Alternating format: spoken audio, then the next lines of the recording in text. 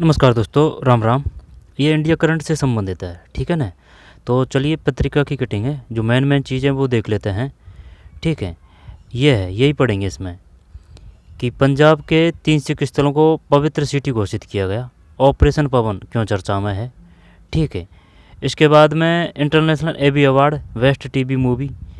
फिर ये बताइए किसको लोकनायक फाउंडेशन LNAP साहित्य पुरस्कार 2025 के लिए चुना गया है। बेलमाला, ठीक, चीनी ताइपे। और ये SIR क्या है, ठीक है, SIR। और IBSA फोरम, ये IBSA किन किन देशों का उपक्रम है। Bharat, Brazil, South Africa. देख लेते हैं। इंटरनेशनल एबी अवार्ड में best TV movie mini series का award lost voyage and fairies को मिला है। किसको मिला है? इंटरनेशनल एमी अवार्ड में best TV movie, international Emmy award में best TV movie mini series का award lost voyage and fairies को। लॉस्ट वॉयज, ठीक है, वॉयज यानी बहुत से याद रख सकते हैं, ठीक है। A Netflix, Amar Singh.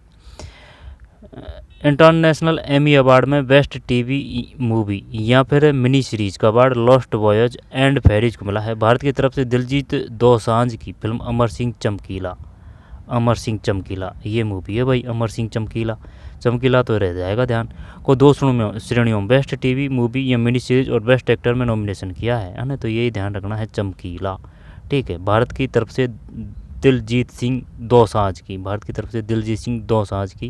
Film Amar Singh चमकीला को 2 श्रेणियों में बेस्ट टीवी मूवी, ठीक है, एक्टर में नॉमिनेशन किया गया है। दोबारा से देखते हैं, ढंग से देखते हैं। इंटरनेशनल एमी अवार्ड में best TV movie mini series का award lost voyage and fairies को मिला है, ठीक है। ये तो होगी इंटरनेशनल की बात, लॉस्ट वॉयज एंड फेरीज को, कोई दिक्कत नहीं। भारत की तरफ से दिलजीत दोसांझ की फिल्म अमर सिंह चमकीला को 2 श्रेणी best TV movie mini series का ना, तो ये अपने लिए अमर सिंह चमकीला है ना, यही काम का है। आगे चलते हैं। सेना पहली बार ऑपरेशन पवन के शहीदों को सम्मान देगी। यह ऑपरेशन 1987 से 1990 तक श्रीलंका में चला, जहां IPKF की फुल फॉर्म क्या है? इंडियन पीस कीपिंग फोर्स तैनात थी। इसका उद्देश्य उत्तरी पूर्वी श्रीलंका में शांति स्थापित करना था। प्रसिद्ध तेलुगु लेखिका बेलमाला, बताइए बेलमाला क्यों चर्चा में है? तेलुगु लेखिका है को लोकनायक फाउंडेशन LNAP साहित्य पुरस्कार 2025 के लिए चुना गया है। लोकनायक फाउंडेशन 2025 के लिए चुना गया है। सम्मान समारोह 18 जनवरी को विशाखापट्टनम में होगा। सिमन्ना अब तक 100 से अधिक किताबें लिख चुकी हैं। दोबारा से देखते हैं। बेलमाला सिमन्ना तेलुगु लेखक है, ठीक है, लेखिका नहीं है, लेखक है। सिमन्ना को लोक नायक फाउंडेशन LNAP साहित्य पुरस्कार 2025 के लिए चुना गया है। सम्मान समारोह 18 जनवरी को विशाखापट्टनम में होगा। सिमन्ना अब तक 100 से अधिक किताबें लिख चुके हैं। तेलुगु लेखक बेलमाना सिमन्ना कौन सा पुरस्कार मिल रहा है? लोक नायक फाउंडेशन LNAP साहित्य पुरस्कार 2025, 100 से अधिक। आगे चलते हैं। इसके बाद में पंजाब ने 3 सिख स्थलों को पवित्र सिटी घोषित किया। इनमें आनंदपुर साहिब रूपनगर जिला, तलवंडी साबो भटिंडा जिला और गोल्डन टेम्पल का गली आरा अमृतसर है। यहाँ अब शराब, मांस और तंबाकू पर पूरी तरह बैन होगा। भारत ने पहली बार वर्ल्ड स्किल एशिया प्रतियोगिता के लिए अपना दल भेजा। यह प्रोग्राम चीनी ताइपे में होगा। कौशल विकास मंत्रालय ने 23 सदस्यीय, कहाँ होगा ये? चीनी ताइपे। भारत ने पहली बार वर्ल्ड स्किल एशिया प्रतियोगिता के लिए अपना दल भेजा। यह प्रोग्राम चीनी ताइपे में होगा। कौशल विकास मंत्रालय ने 23 सदस्य, कितना सदस्यीय दल भेजा है? 23 है, 25 है, 26 है, 27 है, 23 है। कहाँ होगा ये? चीनी ताइपे में होगा। किससे संबंधित है? वर्ल्ड स्किल एशिया प्रतियोगिता के लिए भारतीय दल की रवाना किया, जो 21 अलग अलग स्किल कैटेगरी में हिस्सा लेंगे। चुनाव आयोग की SIR प्रतियोगिता, SIR की फुल फॉर्म क्या है? Special intensive revision. Election commission of India ECI की रिपोर्ट के अनुसार SIR यानी कि विशेष गहन पुनरीक्षण स्पेशल इंटेंसिव रिवीजन के दूसरे चरण में गोवा ने सबसे अधिक 76.89 डिजिटाइजेशन पूरा किया है। देश भर की स्थिति क्या है? 99.07 फॉर्म अब तक इकट्ठा किए जा चुके हैं। 47.35 फॉर्म इनसे डिजिटाइज हो चुके हैं। 50.50 करोड़ मतदाताओं का डेटा शामिल है। राज्यों की स्थिति गुणित 76.89 फॉर्म भरने मामलों में केरल सबसे पीछे है। ठीक, राज्यों की स्थिति, गोवा टॉप पे है, केरल सबसे बाद में है। IBSA की फुल फॉर्म क्या है? IBSA 3 बड़े लोकतांत्रिक देशों भारत, ब्राज़ील, ब्राज़ील के जो प्रधानमंत्री हैं या राष्ट्रपति, उनका नाम क्या है?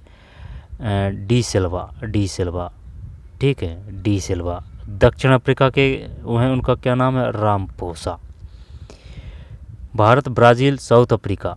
और जो इटली की है, जो राष्ट्रपति उनका नाम क्या है? मेलोनी। इटली में 3 अक्षर है, मेलोनी में 3 है, इटली मेलोनी।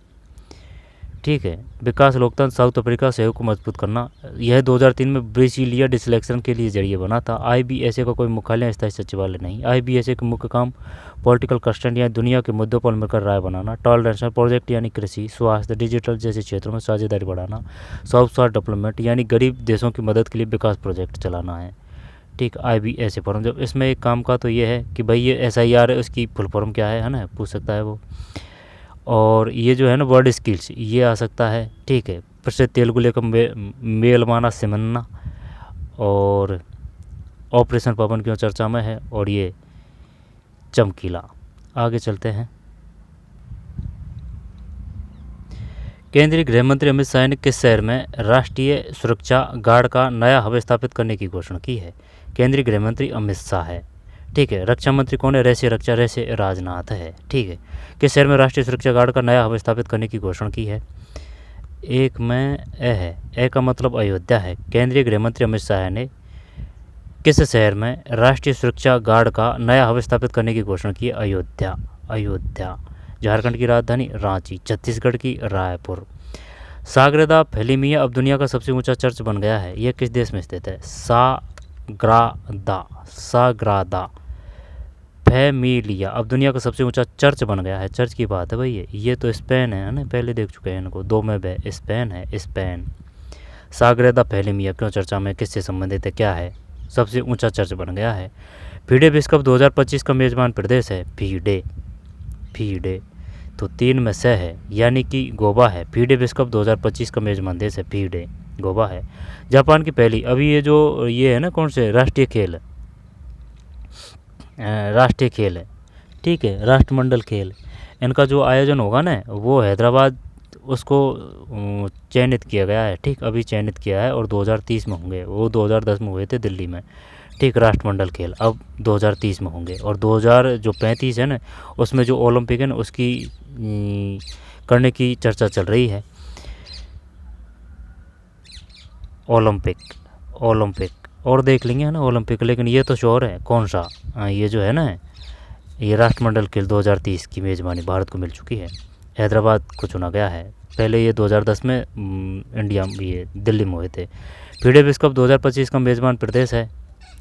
3 में से है, यानी कि गोवा है। जापान की पहली महिला प्रधानमंत्री कौन बनी है? जापान की साने ताकाइची। ठीक है, और इटली की कौन है? वो है मेलोनी, इटली मेलोनी, सिमलटी है ना, इटली मेलोनी।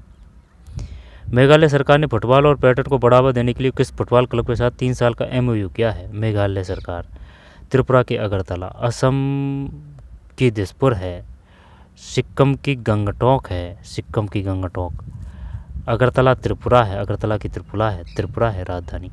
मेघालय सरकार ने फुटबॉल और पर्यटन को बढ़ावा देने के लिए किस फुटबॉल क्लब के साथ 3 साल का MOU किया है? 5 में थे, नॉर्थ ईस्ट यूनाइटेड FC। दोबारा से देखते हैं।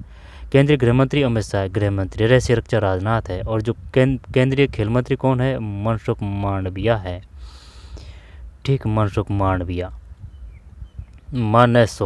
मनसुख यानी कि भाई खेलेंगे कूदे में तभी तो शरीर खुश रहेगा, है ना, हैप्पी रहेगा, तो ऐसे याद कर सकते हैं, यानी कि मन खुश रहेगा तो यानी खेलेंगे कूदेंगे। तो खेल मंत्री कौन है? सेंटर के मनसुख मांडविया। तो स्थापित करने की घोषणा की है। तो 1 में है अयोध्या। साग्रदा फिल्मी अब दुनिया का सबसे ऊंचा चर्च बन गया है, किस देश में है? स्पेन में है। पीडे विश्व कप 2025 का मेजबान प्रदेश है? 3 में से है गोवा। पीडे विश्व कप 2025 का मेजबान प्रदेश है गोवा।